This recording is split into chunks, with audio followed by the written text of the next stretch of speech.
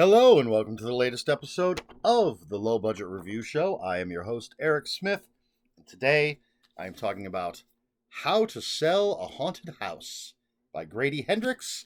And this is from, what does that say? That says Berkeley. There's a little penguin on the back. Is it Penguin Berkeley? Berkeley Penguin? Nice little cover there. Good sized book. And this is the story of Louise and her brother, Mark, but Louise is our central character, and her parents die. She's in San Francisco. She has to leave her young daughter behind to go back to North Carolina, I believe it is, and deal with the estate. And she clashes with her brother. They don't really talk. She's a very straight-laced, focused, type A personality type of person, and he's got tattoos on his neck and has bought lost money on a Christmas tree farm, and just gets into these crazy things. So they don't get along, but now they have to deal with this, and turns out the house seems to be haunted. There's some crazy stuff going on. And that's your nutshell. I mean, it's kind of there in the title, How to Sell a Haunted House. So, for the too long didn't watch, I gave it 4 out of 5 stars. Now, you might be asking yourself, Eric, are you a crazy person? I've seen this on so many people's top 10 of 2023 lists, and some people have it. They say it's the best book that came out in 2023. How can you only give it 4 out of 5 stars? Well, we'll get to that. First of all, it's Grady Hendrix. It's written in that Grady Hendrix style. It's very easy to read. It's a light style, for lack of a better way to put it. He's got quirky characters, but the horror parts are horrifying. And then there's the characters bring a lightness to some of the scenes. We're introduced to Louise when she's pregnant with her child, and then we jump 5 years later to she gets a call from her brother that their parents have died in an accident, and it takes a little while for things to get going, in my opinion. We're introduced to a lot of characters. We're introduced to a lot of family drama. There are a few tiny little potentially spooky things. And then eventually we're going to get into the really spooky things. I was reminded of, now, the only other fiction books by Grady Hendrix I've read so far are My Best Friend's Exorcism and The Final Girl Support Group. I was reminded of both of those books in sort of the style that this is written, and the idea in my head. I'm not sure everybody who reads it is going to feel this way, but there's the potential, I think, that it's all in Louise's head. I felt that with My Best Friend's Exorcism, that this could be, maybe there is no actual demon, and this is just, mean girl kind of stuff going on. Final Girl Support Group, a little less ambiguous, except that there are characters that think maybe the narrator is not all there, not dealing with reality as others see it. And there's a lot going on in this book, at least to a certain point, where is this all in Louise's head? And even Louise is asking that question. So there was a lot of Grady Hendrix, in my opinion, in that. I have his other books, and I don't know if they're going to be similar, but I'll find out eventually. The great thing about Grady Hendrix is he is a horror aficionado. He's if you watch my video, that from the time this goes up, it will have gone up weeks ago.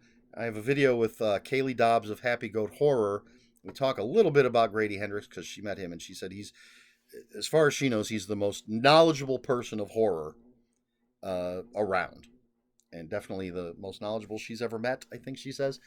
And I think you can see that in his work and in this book, in the way that he takes the tropes of horror and spins them around. There are some tropey things in here. I don't know. Let me check the inside flap.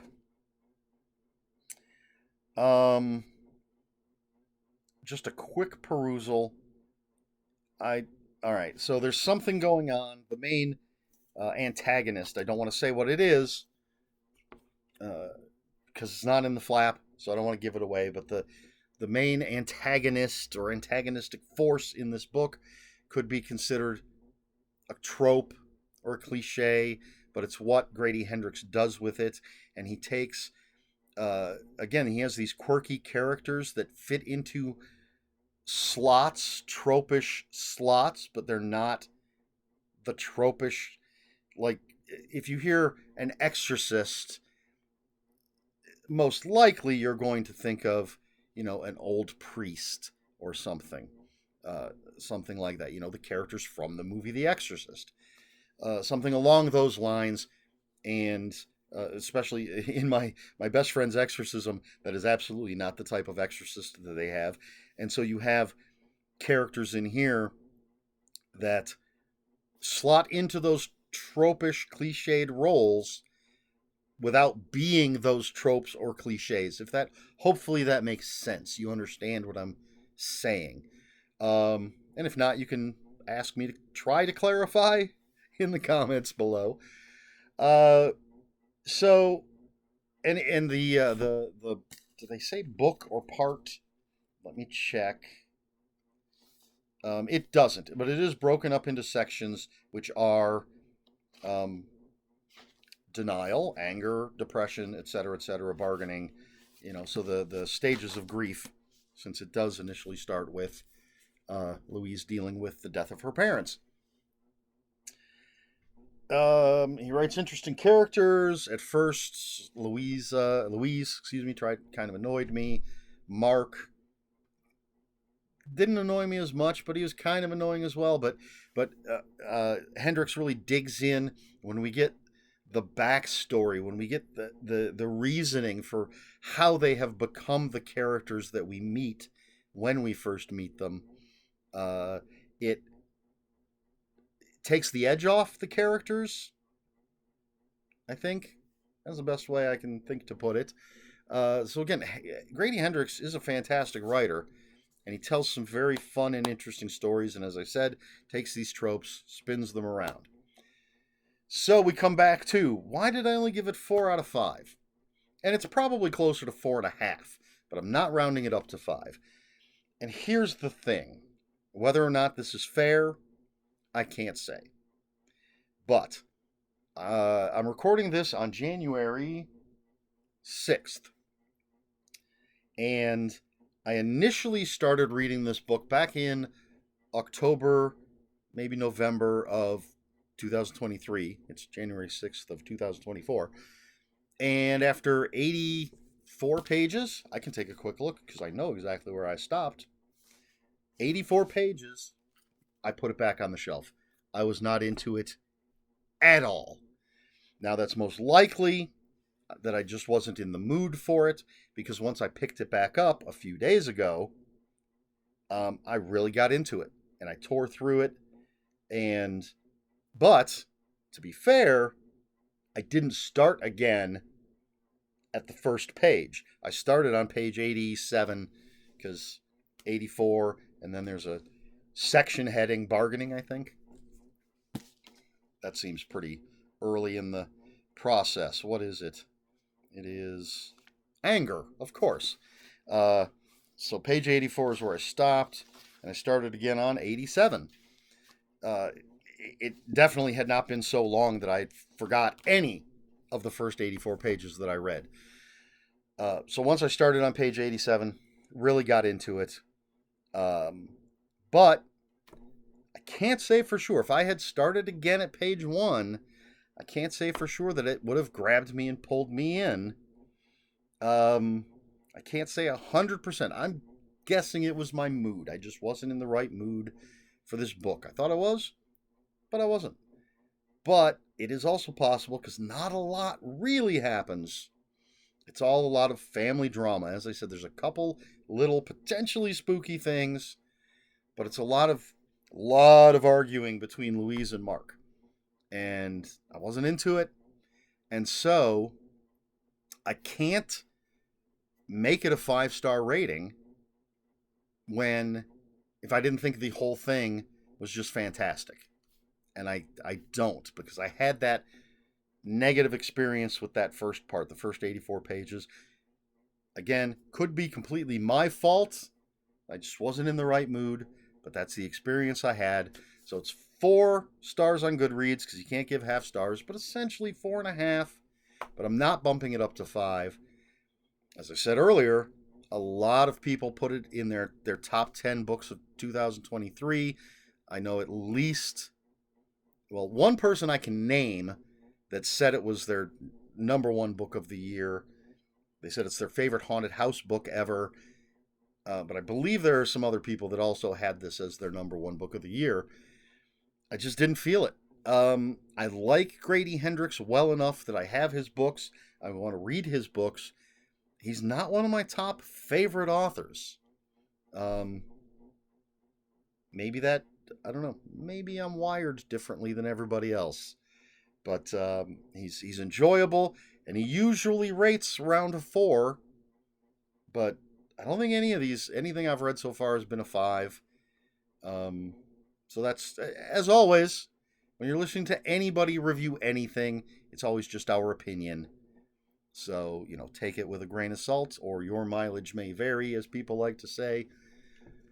So, with all of that, How to Sell a Haunted House by Grady Hendrix, 4.5 out of 5 stars.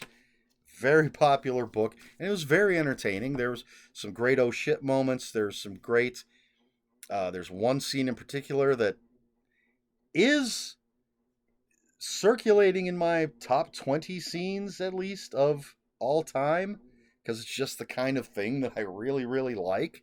But still, 4.5 out of 5. So, there you have that. Question for the video: do you enjoy haunted house novels?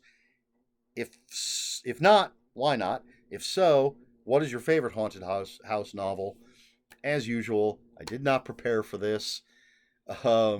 So, first of all, I've never read The Haunting of Hill House. Or rather, The Haunting. No, wait. The Haunting of Hill House. The movie's called The Haunting. I've seen the original movie and the remake. Love the original. Hate the remake. I have read The Legend of Hell House by Richard Matheson, which I really enjoy.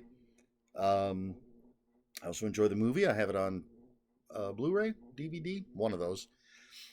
But I didn't really think about like any or all of the other haunted stuff I've read. Episode 13 by Craig DeLuey was really, really good. I read that last year before. And it's not my favorite subgenre of horror, but I think I've come around a little more to it in recent years. I might seek it out a little more. I think sometimes I might be in the mood for a good haunted house story, something just nice and creepy. And haunted house stories sort of fill that. If you're in the mood for something creepy, haunted house stories, something, if it's well written, if it's well told, it's gonna fill that. It's gonna scratch that itch. And again, I'm looking around, trying to think of any.